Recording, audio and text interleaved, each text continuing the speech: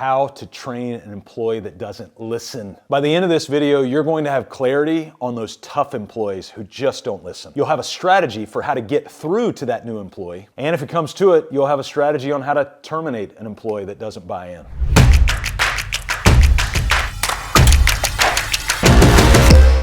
You feel like you're leading a team, or do you feel like you're talking to a brick wall? One of the most expensive phrases in your entire business is usually, yeah, I'll get to that. Hey, let's stop confusing compliance with commitment. So we really do need to ask ourselves, how do we train this person who won't listen? It's so frustrating. In one of my other videos, we talked about how to train an employee with no experience. And so a lot of times we tend to confuse somebody with no experience who's asking questions with somebody who just won't listen. And so you really do need to differentiate between the two. Is this just a person who we just need to continue to train? And so the first thing that I want you to do when you confront an employee who doesn't listen, you're gonna be very prone to look at the employee and see them as the target. And I want to ask you in humility if you'll look in the mirror instead. And let's do some self-reflection.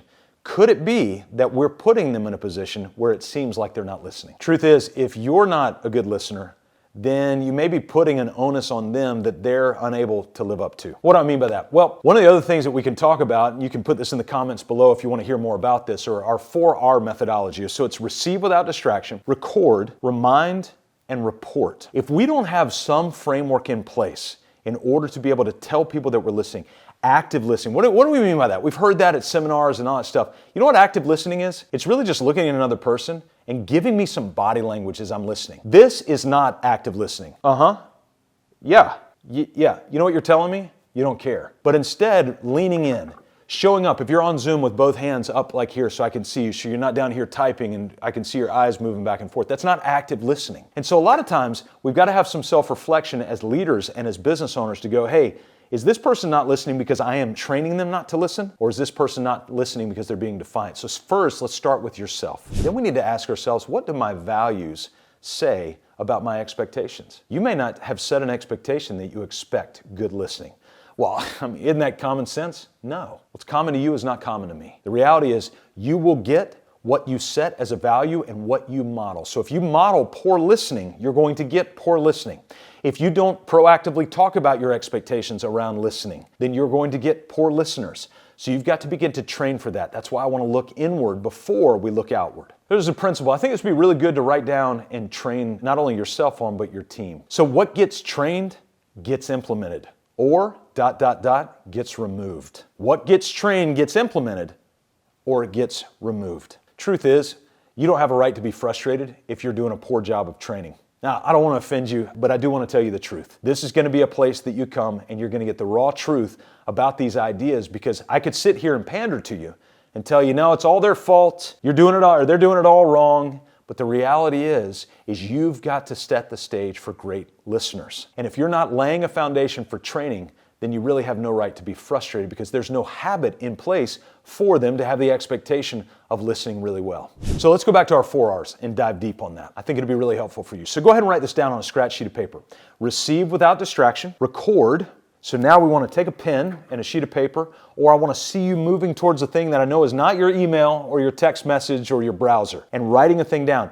And you know what can really help is if you tell the person when they ask you to do something, hey, can you have this project to me by Friday? Yes, I'm going to write that down really quick.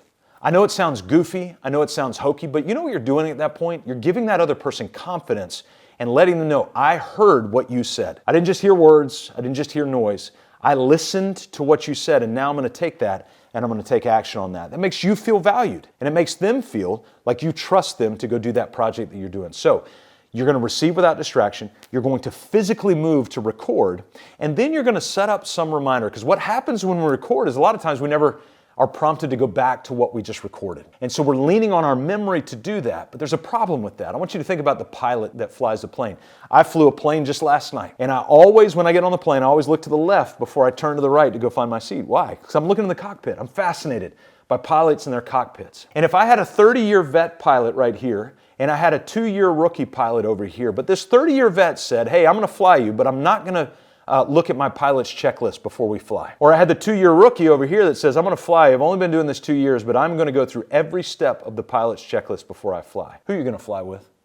give me the rookie all day long. Why? It's because they've set a prompt to go back to the things that have been recorded from the things that they received in their training. Whereas the 30-year vet, there's no prompt to go back to that. He or she is going to ignore that pilot's checklist. It's one of the most innovative pieces of aviation technology that's ever been created, by the way. And you know how it was created? It was out of destruction. 1935, Dayton, Ohio, Wright Airfield, and a Boeing jet took off, and all it had to do was land, and it would have won the largest military aviation contract in the history of the United States military up to that point. 300 feet in the air, it crashed. Why? Newspaper declared that it was too much plane for one person to fly. There was no redundancy. There was no check and balance and check and balance. And so through that, Boeing went through an entire series of evaluating what happened. And you know what they built out of it? The renowned pilot's checklist. Still in use today. And it's one of the most innovative, novel pieces of aviation technology. And you know what it is? It's written on a sheet of paper. Yeah, they look at it at iPads now. But the reality is, it's a checklist. And so it's that receive, I see what I need to do, record, but that prompt to remind me to go back to that, and then I'm going to report. So guess what a pilot does after they review their checklist, because it's been reminded to them, is now they have to report to their co-pilot, check, check, check. And so there's redundancy, and then they have to report to air traffic control what that looks like. They are practicing the 4 R's, and we as a business need to practice the 4 R's as well. Why? It's because our clients are dependent on it, our team is dependent on it, and you are dependent on it. Back in that mindset of self-reflection, I want to ask you, are you actively training your team to listen? And if so, how? Write it down. Don't just go, yeah, I know I'm talking about it. No. Tell yourself exactly how you're training your team to listen. In fact, if you want to put it in the comments below, tell me how you're telling your team and how you're teaching your team on how to listen. But what if they still won't listen? I can just feel your shoulders drop just by asking the question, because I know some of you have somebody just like that. Well, one of the questions we always ask as coaches and advisors of our clients when they come to us and they say, hey, this just isn't working out. I got to do something different with this person. Our first question is always, would they be shocked if you terminated them today? Would they? So I want you to think about the situation you're in. Would that person be shocked if you terminated them today? And you might go, well, yeah, but like, what am I supposed to do with that? Well, the reality is if they're shocked, it usually means you've not done a great job of setting things in motion to give them feedback and clarity on the things that they're not hitting for you. And we owe that to them to give them a time period to go, hey, here's my expectation, you're not meeting it. Here's my expectation, you're still not meeting it. And so we put that thing in place. And so we've got to look, before we just outright terminate somebody, again, self-reflection. Are we being clear, and have we given them a heads up of where they're falling short of expectations? Now, let's say you come to a conclusion that, yeah, I really don't know that I have fully trained and I need to do that. Great, let's put a timeline on it. Give yourself 30 or 60 or 90 days.